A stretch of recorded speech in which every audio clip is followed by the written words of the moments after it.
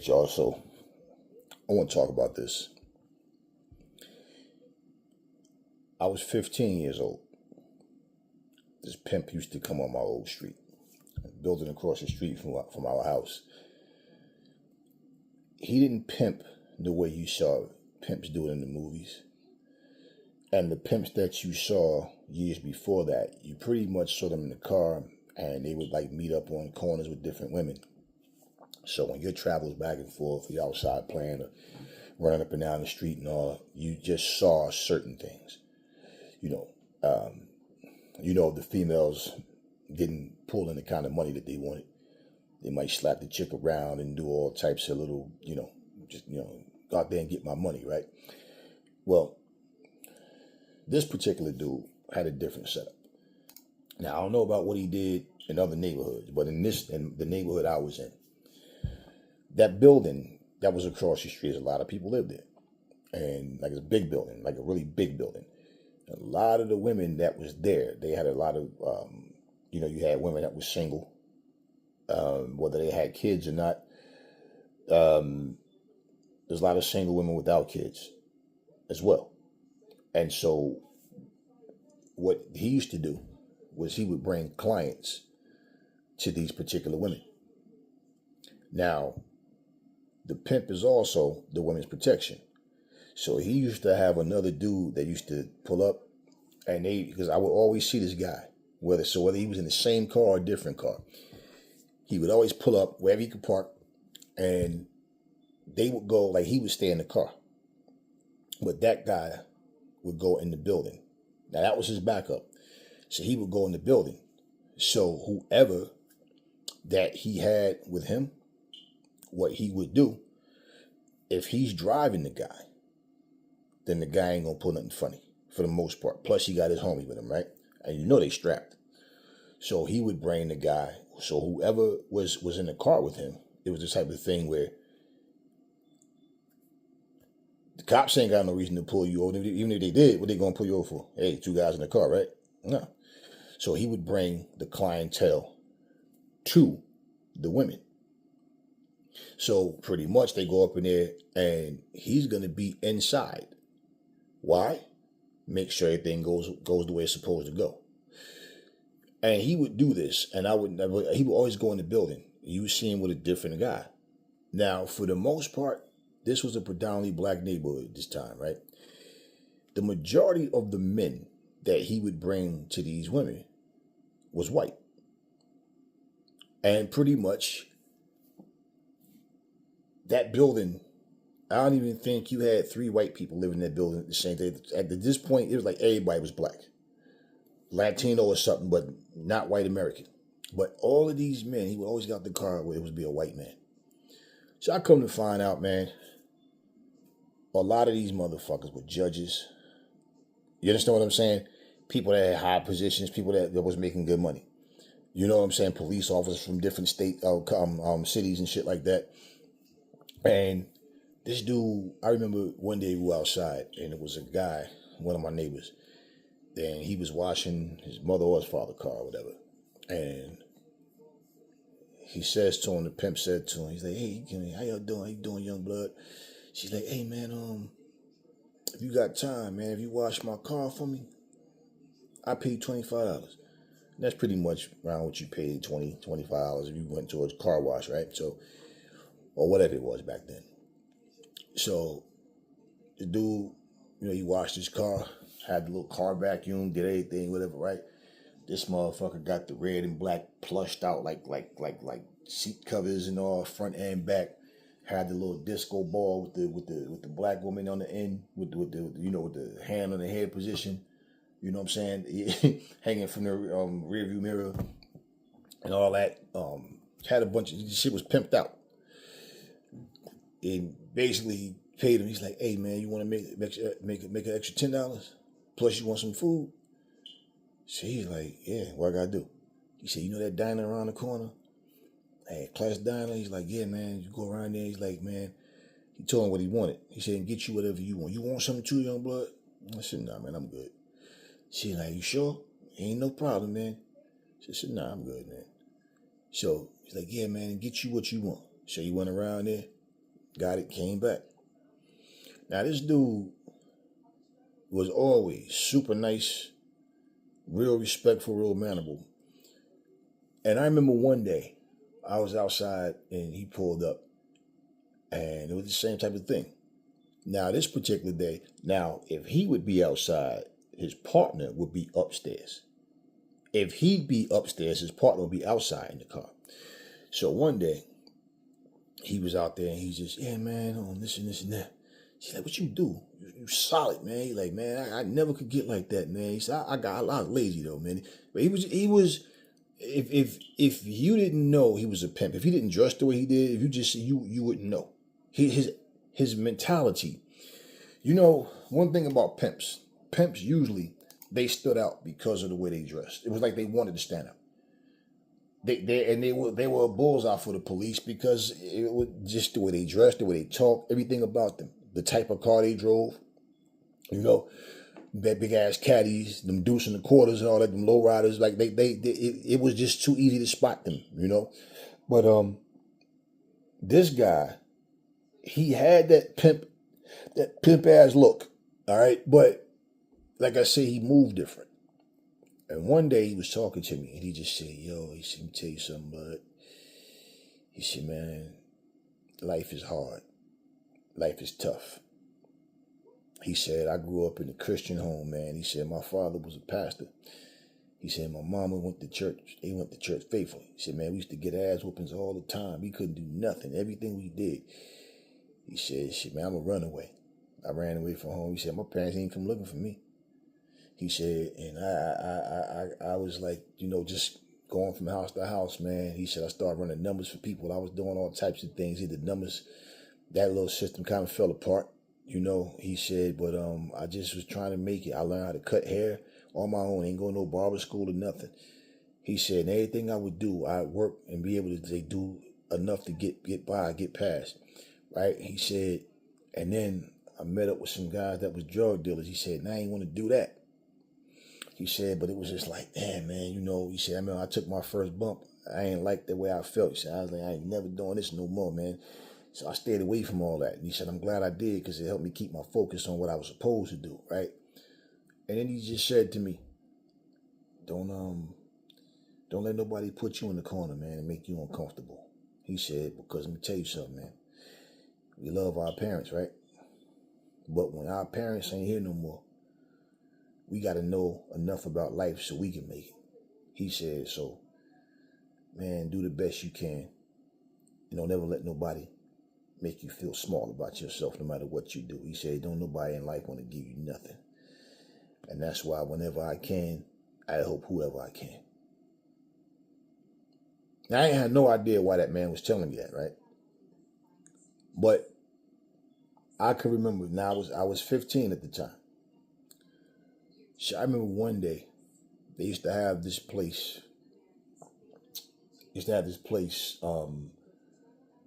hell's the name of that place? There's a burger place called Fuddruckers. I don't even know if Fuddruckers is still a thing.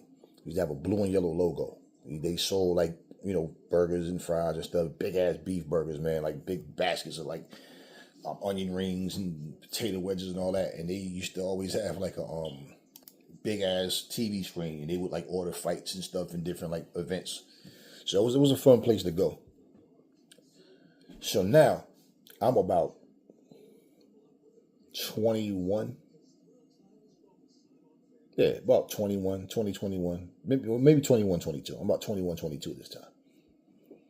So I'm at Fuddruckers, right? And all of a sudden, I hear somebody go, Young Blood, what's going on, baby? Now look. Oh shit. I recognized them. Still look the same. Still look the same. I'm like you know what I'm saying? Like the way he dressed and all that. It's like he was stuck in his time zone of looking at his age. I was 21, 22 at the time. He was probably at that time probably in his mid or late 40s. At that time. But he was just, yeah, man, damn, you looking good, baby. Started talking, yeah, man, this and that, whatever. And, you know, hey, how you doing, man? How you keeping yourself up, man? You looking good, man. How you, this and that. We just started talking. And this is when he told me that we sitting there. I forgot what the hell. We was watching a fight or something. And there was a fight. And we sitting there eating and stuff, man. And he was just like, damn, we ordered the same thing. And I used to love their food, man. It was one of these things, man. He just started talking, and we just sitting there just chopping it up. Then he said, man, you know, young blood, I used to pimp. Now, I knew he was a pimp. But, you know, I never seen, like, I didn't know who in the building that was he had out there on the stroll for him. But he was bringing these women wasn't standing outside. He wasn't going to risk the police running up. Now, he wasn't going to risk the police running up on him. And he trying to explain and such and that. So, you know, he would know somebody. I came to visit my cousin and my friend such and such, man, whatever. Came sitting in my, like, well, nobody bother him. You know what I'm saying? But he wasn't going to do it the way other pimps was doing it. So, at this point in time, pimping wasn't even something that we saw.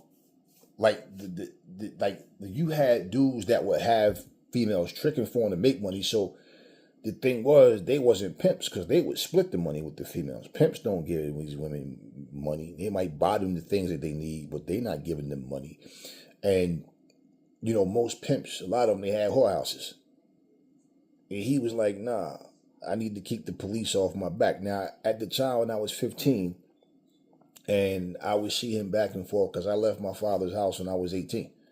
So I moved a couple of blocks up from where my father's house was. Now, but he never mentioned it to me at that time. So throughout the years, you know, you see a person, and I can't say what time, like how old I was when I stopped seeing him on that street, because I left it but I was working and stuff. So when I seen him, for the most part, it would be like on my days off, and you know, and this is in the summertime. So like when the cold season come back, ain't nobody gonna just be sitting outside like that or whatever. So, but he was still doing his thing. Now, at this time when I seen him, so we saw like 7 years later or whatever, I see him and we sit there, like I said, we in Fort Records talking. He said, man, you know, I used to pimp. He said, when I used to come out there, man, over there, and I would see y'all out there, man, he said, man, you know, the thing is, he said, man, you remind me of my brother. He said, man, my brother had that same stone cold serious face like you. My brother was in shape. That's why I was the lazy one, man. He said, my brother was, you know, he said, and I could tell you don't take shit from nobody. He said, man, every time I see you, make me think about my brother, man. He said, you know, my brother got killed out there, man, in the streets, out there handing out flyers for the church and trying to get people to come to God. He said, you know, and got into it with some people, really ain't had nothing to do with the situation, man. Gunned my brother down, man. He said, and I was always told to pray and ask God for things. He said, man, my mother and father, they split up. He said, my father cheated on my mother. He said, so much things went on. He said, so when I ran away from home, I never seen my mother and father again. He said, I never saw them. He said, and I used to see my brother, and he tell him, don't even tell them that you saw me. He's like, I just got sick of everything that was happening. He said, my father didn't even come looking for me. He said, God gonna deal with that devil. He said, and I've been on my own ever since, man. And I don't remember, he didn't say his age. I don't remember him saying his age, but I'm just looking at him, and you know, like I said, I think when I was like 21, the age I was 21, 22. I'm saying he was between 45 and maybe just late 40s, early 50s. Might have even been mid, because you know he wasn't like all wrinkled up or nothing, but like just the way he talked, you know, and kind of the way he carried himself and the way he dressed, because you know black people can be way older than they are and don't look it. And I'm thinking like that was him. So I had some say he probably was like late 40s, early 50s. But either way, give or take. That brother was telling me some things, man, about just how he, you know, what he went through and how he was doing what he had to do to make it. He said, and the only illegal thing that he did to make money was really, was pimping. He said, so when he understood what he was like, what pimping was, like how how the game go, he said he had this idea. And pretty much for women that feel like they ain't got nothing to lose, he would, find them and he would make sure they was okay. And he said, damn, I started pimping. He said, but I treated them differently, man. He said, see, a lot of these dudes think you got to beat on them, smack them around, do all that, man. He said, but nah, man. He said, what I do, I get their trust. They understand this is for both of our benefits. You understand what I'm saying? He said, so I don't be like, no, I ain't going to tell him, nah, you give me my money. He said, nah. You see what happened is the reason why, and he's breaking it down to me. He said, the reason why I had my shooter with me, he says, because if something ever went wrong, of course, he said, but I made sure that these guys came on my watch. He said, and the reason I was in that building so much, he says, because in case any one of these women ever tried to get funny and decide they need some extra money, they call, nah, because we got a business together. We doing what we doing. He said, they knew. And that car, they knew if they see that car, I'm somewhere around. So they not going to pull that nonsense. Now, can I tell them what to do in their own house? He said, as a pimp, yeah. Not legally, but as a pimp, yeah. He said, because also I could make something happen to him. He said, and the thing about it, brother, he's like, I never wanted to harm nobody or put nobody in a situation where it got to come to that. He said, so my whole thing was, we had a crew of people. So when I'm over here and got my shooter with me over there, he said, man, and that's when he started telling me about how other people they had was doing the same thing. Now, we talking about no cell phones and none of that shit, right? So at the end of the day, it's like, nah, we know how to communicate. We know what to do. We know where to go. We know how to, he said everything was working smooth. And he said, and one day he just got to the point, man, he said that they had a situation where there was some gangbanging dudes, right? Now, mind you, we talking about that crazy hip-hop street era of everybody wanting to be Onyx and Wu-Tang and shit, or everybody want to be a tough guy, right?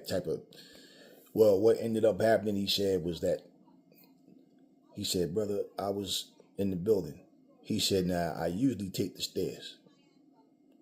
He said, every time. He said, I've never in my life took the elevator in that building.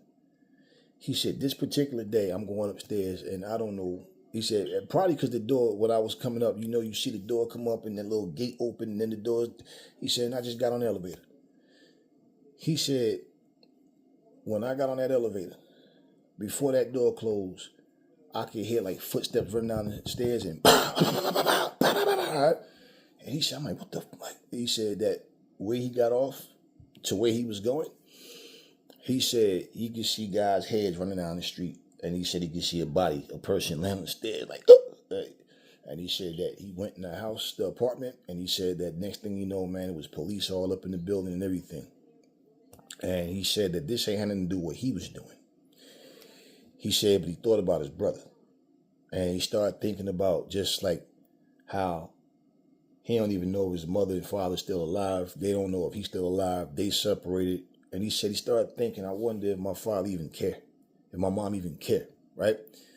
And then he said that part of not having them around made him cold. To the point where, nah, I'm not going to hurt and cry over this. I'm not going to weep over this. I'm going to treat them the same way they treated me. And as far as I'm concerned, if they're alive or not, I can't focus on that. I don't have my brother no more. And he said he ain't had no other family. No other family. And he said that day when that happened, he's sitting there and he said he just looked and was like,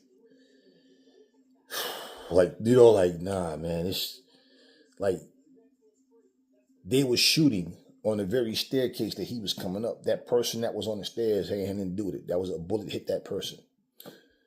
He said that he just said, you know what, man, I gotta go legit. And he said that he opened up a barbershop. He started, he said it was just like, man, I gotta just do things different. He said, and then what he did, he said he had money. He had two guys running a hot dog truck. And he said, every time he make money, that's what he would do. It's like, ain't no need to open a restaurant. We could just do it this way. And he said, man, that he got by. Not just got by, but he got by on his own. Working for him, just doing things. He said once he went down to the Hall of Records, this, that, okay, I'm going to pattern this, I'm going to do that. He said that everything was working smooth for him. I remember he gave me his number.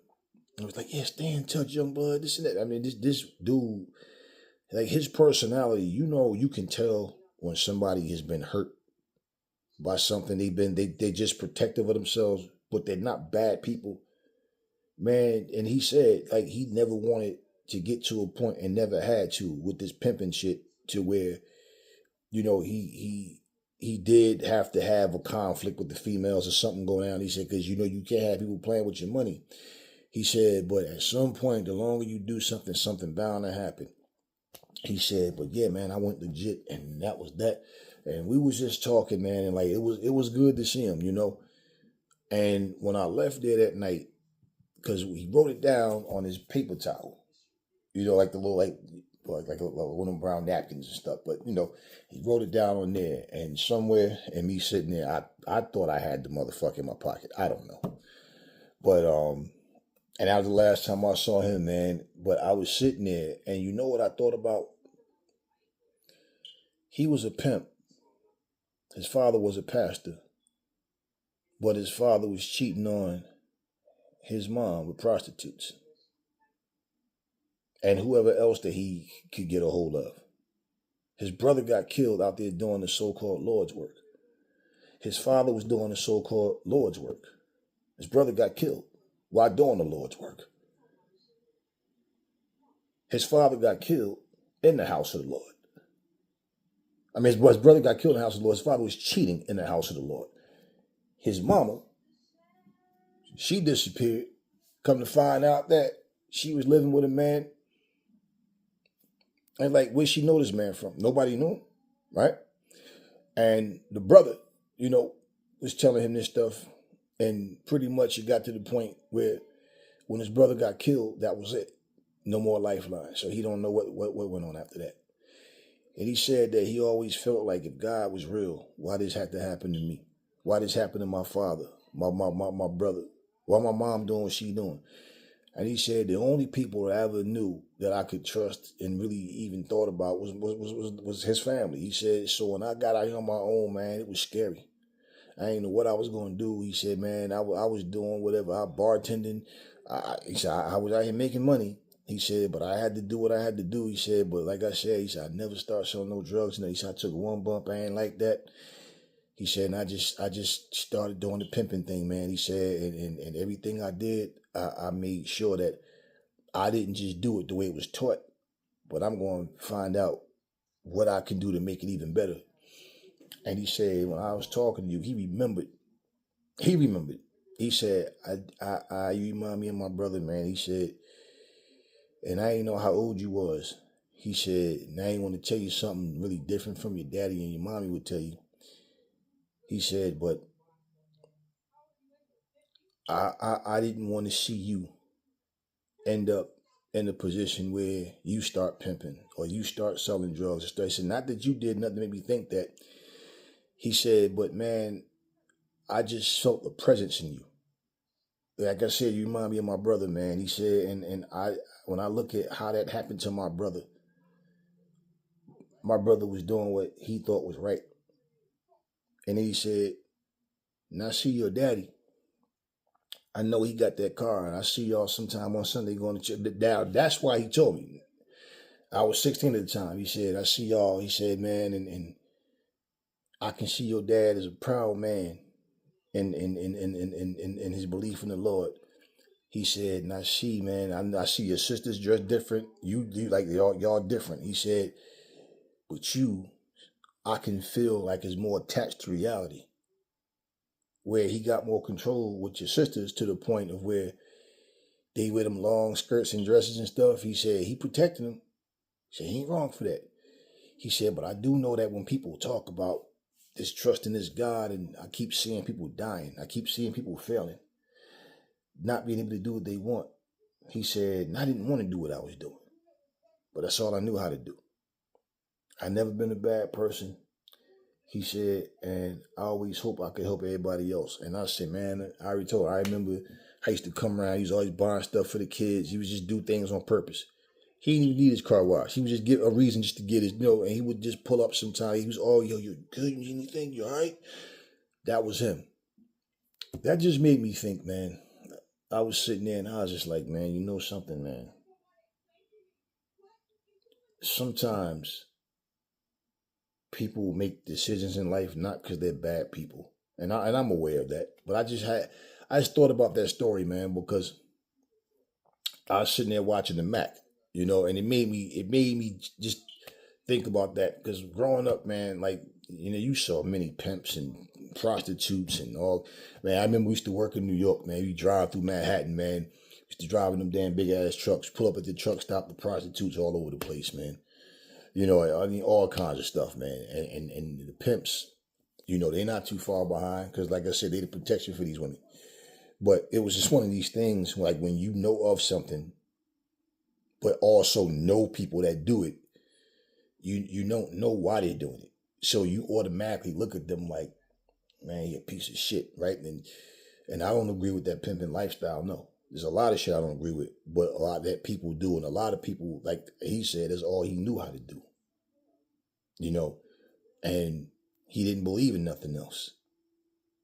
And he said his father used to always talk about how they're under God's hand of protection. And he said when his father did what he did, that just took the winds out of his sail, man. He was just like, nah, man, I said, and you know what's funny? Because he was still talking the way they talked in the 70s. It's like, nah, Jack, y'all talking about all this God stuff, man. My brother out here spilling bloods all over the street, man. My brother gone. It took my brother's life, man. He's like, you cheating on my mama and all that, man. He's like, no, man, no. He's like, and I see all this suffering and pain going on, and how I'm gonna get mine, huh? God ain't stopped 400 years of slavery, but he gonna help me. It's like, man, I had to go out here and do it. But his attitude was so positive, man. It was so positive. And he's like, man, you need anything, let me know. And we stayed there the entire time. And he probably left about 5 minutes before me, because the event had ended. And so he got up out of there, but he walked before he left. Hey, he's like, come here, his bill, I'm paying for that. You ring his bill up, and he's like, you want anything else? I mean, man, I'm sitting there going, damn. And the crazy thing is, man, I used to ask my mom when I was a kid, why do people that go to church, why they so mean? And my mom would kind of, I'm like, Mom, church people are mean. All they do is beat on their kids and yell and scream, but they always smile how good God is. That is confusing to me. Because if you're happy, you're happy. I would watch my father do that. I would watch my mom do it. I watched everybody do it. So when I said that why they so mean, she was included. Pop was included. But it was like, I don't get it. 1 minute you in the house talking about some Sunday, I'm going where Jesus is, right? 10 minutes later, who the fuck put this over here? Like, okay, I'll move it. Damn, like, yeah.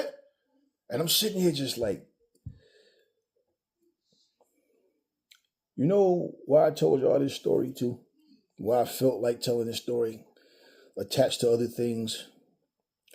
Because sometimes people, many times, they judge other people based on myths and legends and people telling you a person that look like that is automatically like this. If a person does that, then they're automatically a good person. If a person is this way and that way, then there's no right. And I thought about how all of these people go to church, but they're racist. Slave owners went to church, and they're racist. Judges, lawyers, doctors, police officers, school chiefs, everybody. A title don't make you a good person. And here's a guy who was a pimp. That dude is like top 2, 3, one of the nicest guys I've ever met in my life. And was always, he would go buy all the kids outside ice cream and shit, and he would just look for stuff, a reason to just give you money. He just would do stuff like that. I never took no handouts. I ain't need nothing. My mother and father did, they did very well together until they split up. But as far as like, we always had what we needed. I'm not that kind of person to just be taking stuff from people anyway. But man, this dude he was so cool, man. He was so cool. And it gave me a different perspective because like my dad told me, like I used to get false information. Like my dad and other pastors used to say that an atheist, I didn't know before I knew what an atheist was, right? When I understood, I used to hear the word. So when and here's the crazy part about it. 3 people said that they were atheists. I was a kid. I didn't know what the hell that word meant, but the people that said it were Gothic. So they had that look with the pale white paint and the black lipstick and like, so when my father told me an atheist is a devil worshiper, why? Right?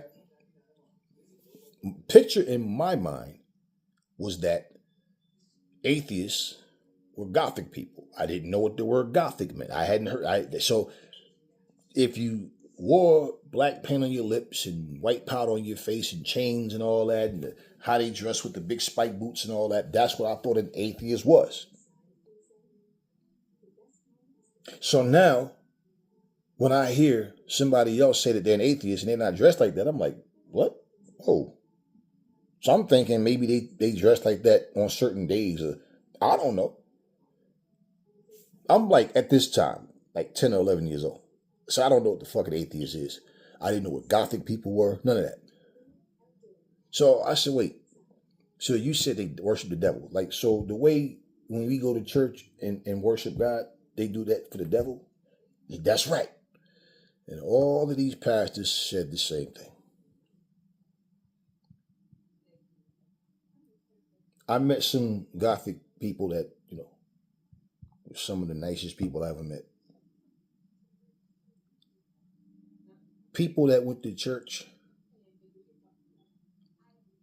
You got the elders, come give you a hug, always give you a little green mint candy, and always, pinching your cheeks and all that, the little white gloves on, little white outfits. And you think, like, you see them in church smiling and everything. Is when you see them outside of church and you realize, like, damn, these are some mean people. He was always pinching somebody. So then when enough time goes by, you start to really see.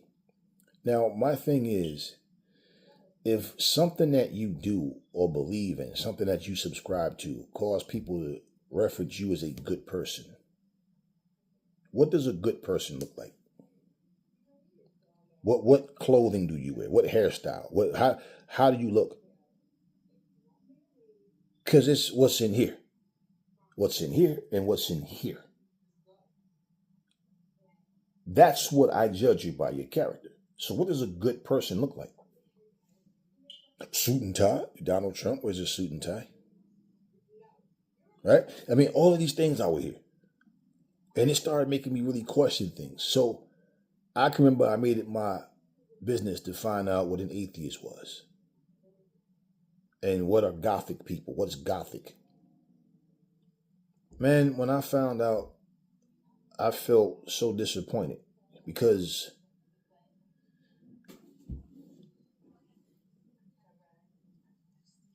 I was lied to.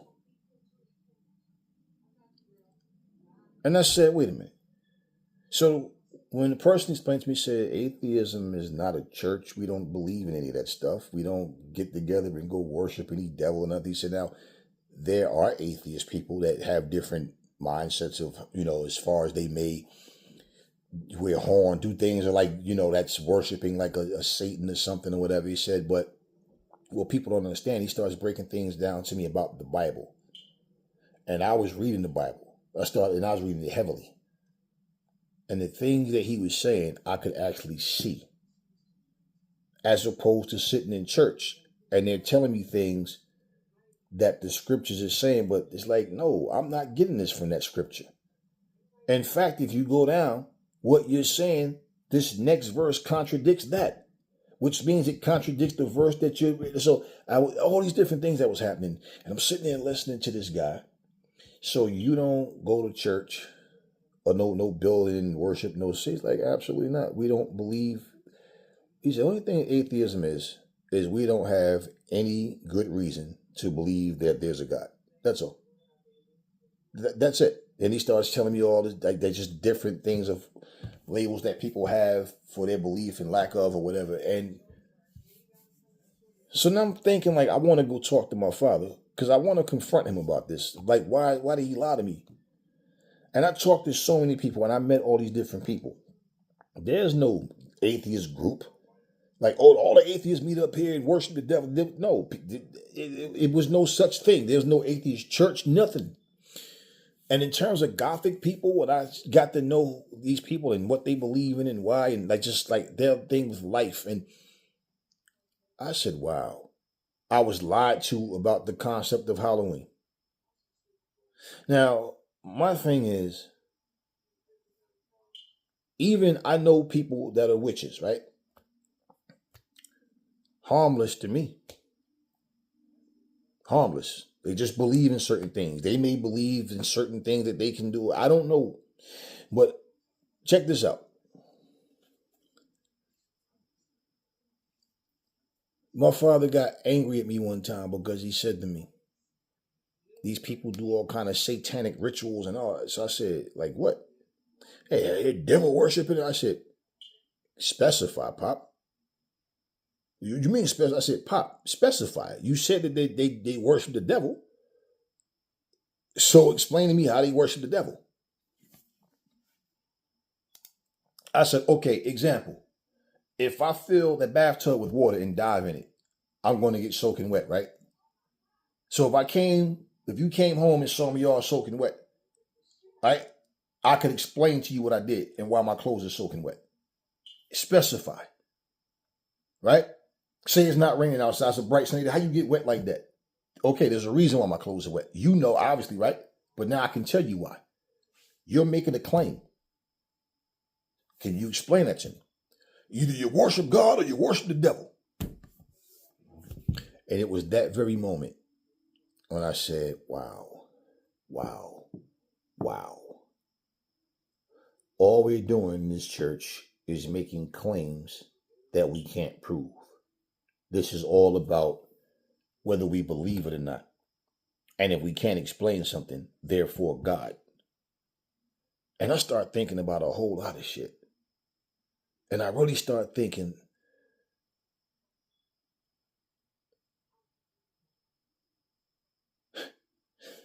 and I said, Pop, let me ask you a question.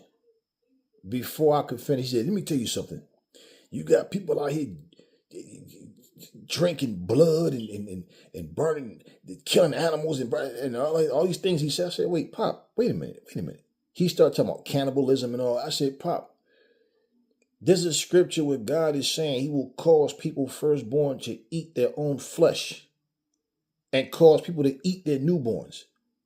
When we go to church, you say, with some grape juice in a little cup, take ye and drink, for this is my blood. You take a damn cracker and say, take ye and eat, for this is my body. So we're pretending to drink blood and eat flesh.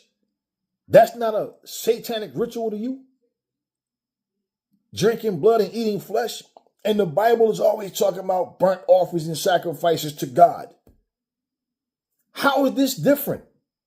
And in your Bible, it claims Satan killed 10 people, God billions. So, like, please, now tell me, like, what experiences are you speaking of? And I learned that my dad my mom, and all these other people was not talking about experiences, just hearsay. When I was watching the Mac, that was a very touching scene when him and his brother was sitting down talking. And it made me think about the pimp.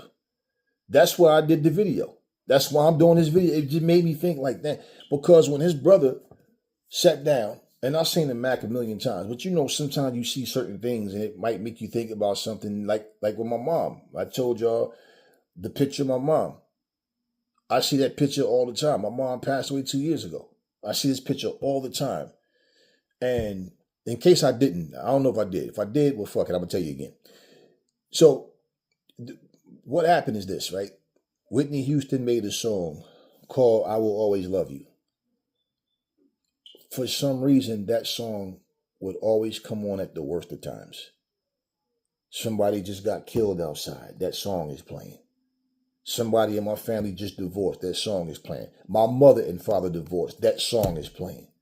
Somebody I love dearly dies. That song is playing. It's like, damn. Like, so every time that song would come on, I would like change the station or something like it, you know, and I actually liked the damn song, right? But it was like, then I'm like, man, you know what? I'm not no superstitious person or nothing. This song just brought back bad memories. But then at times, you know, time goes by, certain wounds heal and certain wounds, the scars are still there. You know what I mean? And I'm just sitting there one day, man, and this is like probably last month. And I was just looking at my mother's picture. What song comes on? I Will Always Love You, right? And when my mom died, I didn't cry. I hurt like a motherfucker inside. It still hurts. It's going to always be that, you know, but I'm to the point where I could just look at her picture and smile, and I got a pendant with her face on it and all that kind of stuff. And I didn't hold back tears. I just didn't cry. I hurt like fuck inside. And the being strong is not, trying to be macho. No, that's just my nature to be macho. I don't try to be. But for 2 years, since she's been dead, I didn't cry. You feel it, so it hits you inside, man. That song was playing, and I just looked at my mom's picture, and all of a sudden, my eyes start tearing up. And it's been 2 years. And then I'm thinking about this guy, how he never seen his mother or his father since he had ran away from home. Talked about his father used to beat on him all the time. And you know, back then, the mother beat your ass and then tell your father, and then when he come, he gonna beat you. And everything, you felt like an animal, man. Like, you know, he lost his brother, and this man got no family, man. And I felt like, damn, man, like, you know, sometimes things just hit you different. You could know about something for years, man, but one day, especially the older you start getting, man, and people start dying around you and different things, and you see things happen in life, and I feel like people just don't take their life serious, man. They take everything for granted out here. And so when I thought about that, man, I'm like, damn, that shit just hit me, like, hard. Like, I really, you know, like, damn, man. You know what I mean? Like, shake this shit off. Damn. And I just looked at my mom's picture, then I just started smiling, man. It just, you know, that song. If the song wasn't on, I probably wouldn't have teared up. You understand? It just out of nowhere, and I'm like, damn, like what? So I started listening to that song more to just get it out my system. That when I hear that song, I don't, you know. But it's one of these things, man, where even the people that love you and care for you, they often can give you the wrong information about people. And they assume things. I had people say things about me that wasn't true. I had neighbors. Their mother used to tell them I was a drug dealer. When? They always have somebody that think they know something about you. And they don't know what they be talking about. And my thing was, I never wanted to be that person going through life pointing my fingers at people thinking I knew them and I don't know them. My dad used to say, I know every one of y'all, like I know the back of my hand. And I knew that there was no truth to that. My father had no clue who we were. He thought he did. And basically, what is he doing? Repeating to us the same thing his parents used to say to him. Now, my father lost his father when he was, I heard 10 and I heard 13. And I believe it was 10. I'm not sure. But he was a kid. So his father wasn't in his life for a long time. I never met my grandfathers. My mom lost her father. I don't remember the year. But basically, I never got to meet any of my grandfathers, either one of my grandfathers. When I was raising my sons, I couldn't treat them the way I was treated. I love my mom. We rekindled our relationship years ago, but it was a time I was frustrated. I was irritated, and I did not respect their decision. And both of my parents used to always speak against divorce. And it's forbidden in God's eyes, and then they get divorced. So many things had went on that it was things that was pulling us apart. And I always said, no matter what religion you believe in, you see the same results where families fall apart. Then they start taking their belief in God and using it against each other and all that. And people, a lot of times, and you see in this generation especially, people hate real 10 toes to the ground individuals, but they love fake people. And they always calling somebody fake, but that's what they embrace.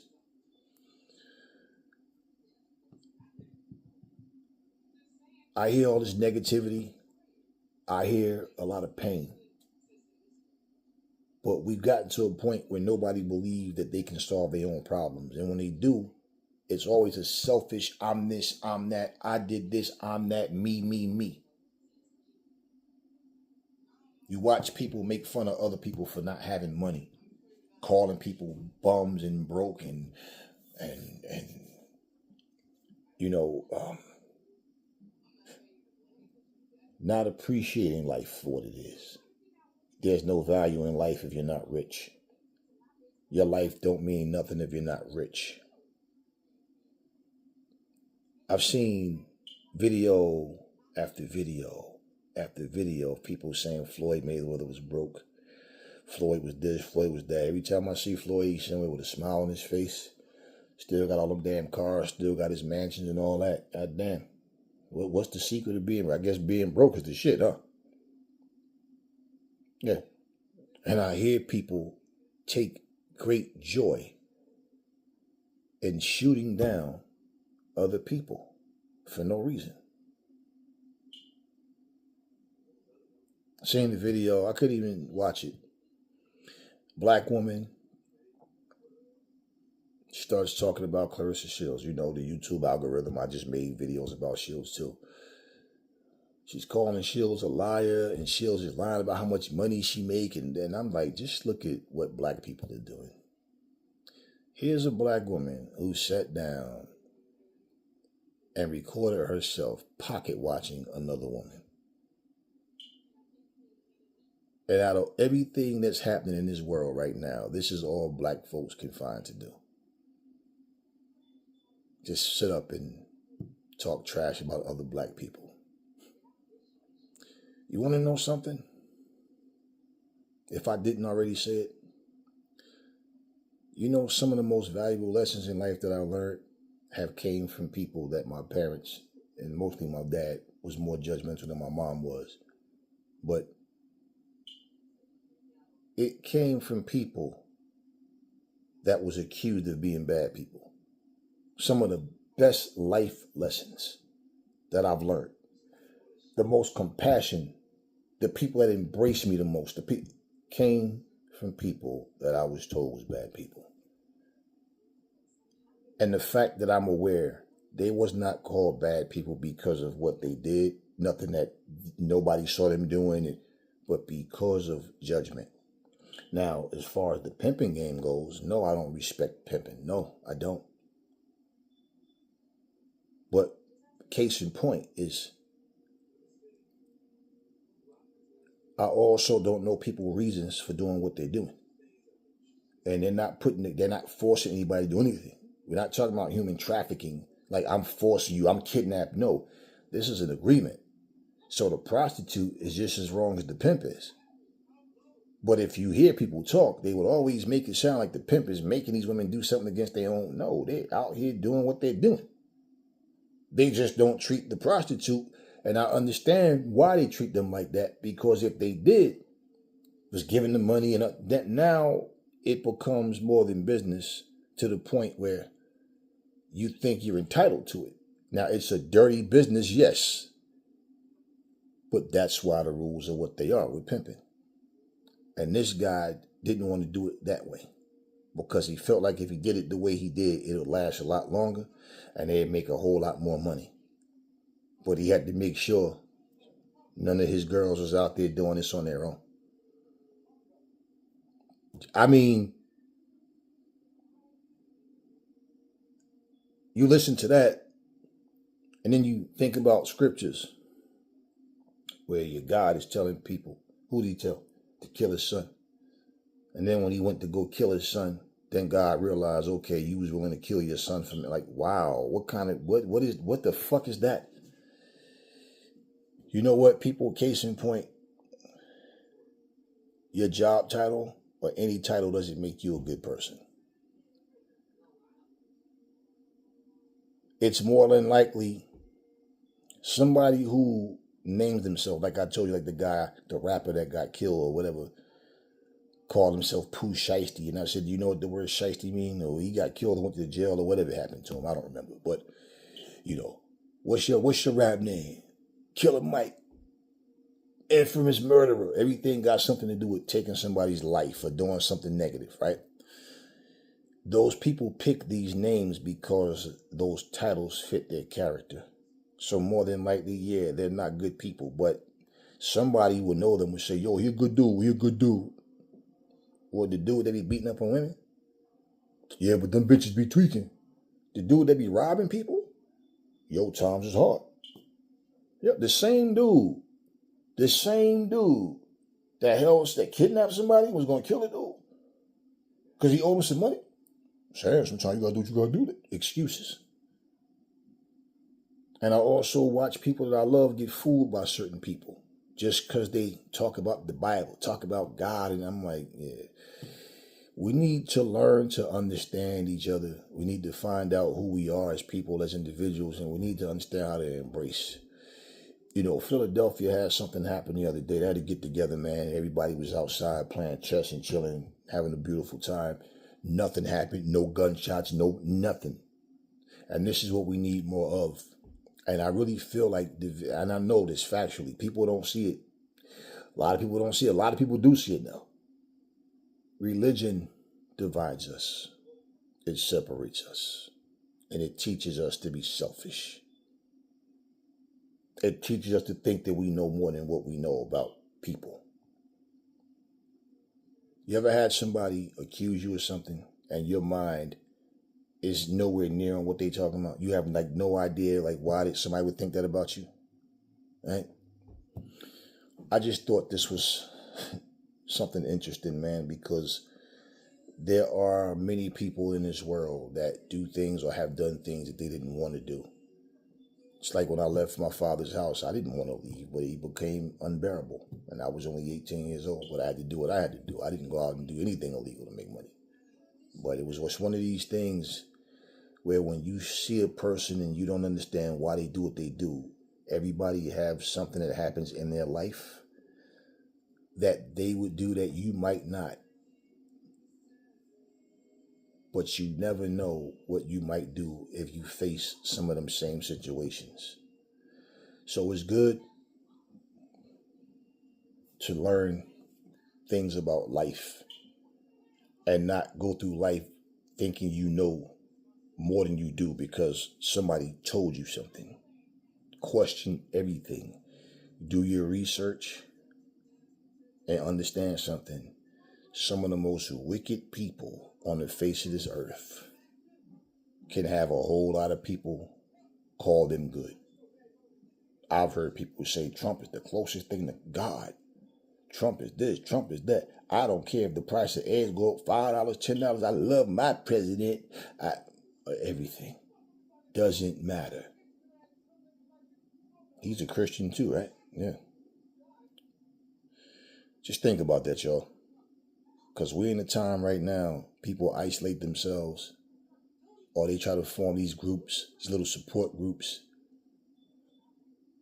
And what you don't realize is you're sitting around a bunch of wicked ass people. But because of their title, you think they're in your corner. I don't know if that brother's still alive. I don't know where he is or what he's doing, but hopefully that his life was good and that things worked out for him. But I really thought about that brother, man.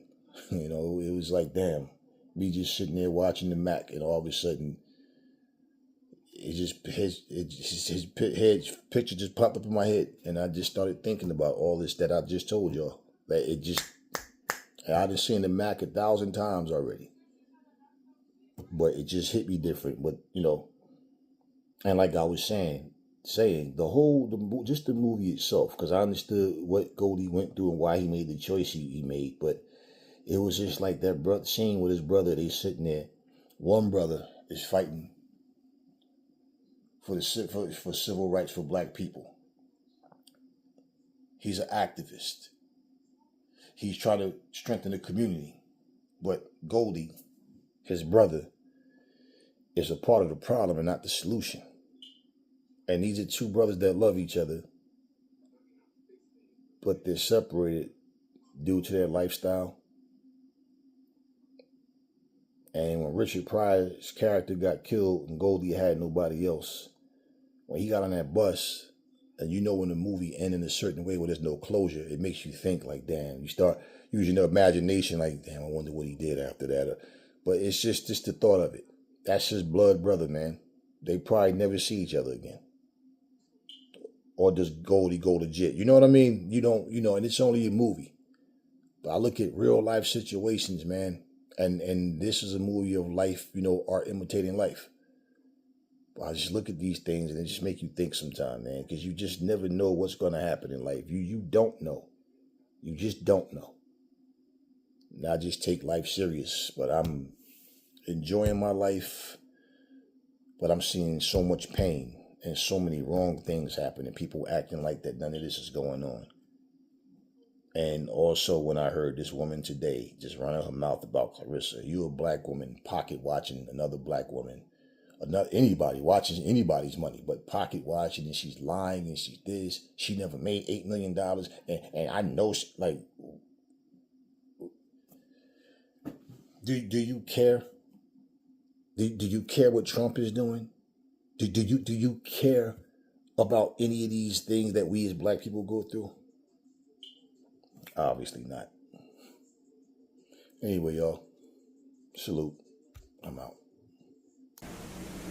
Now we can settle this like you got some class, so we can get into some gangster shit.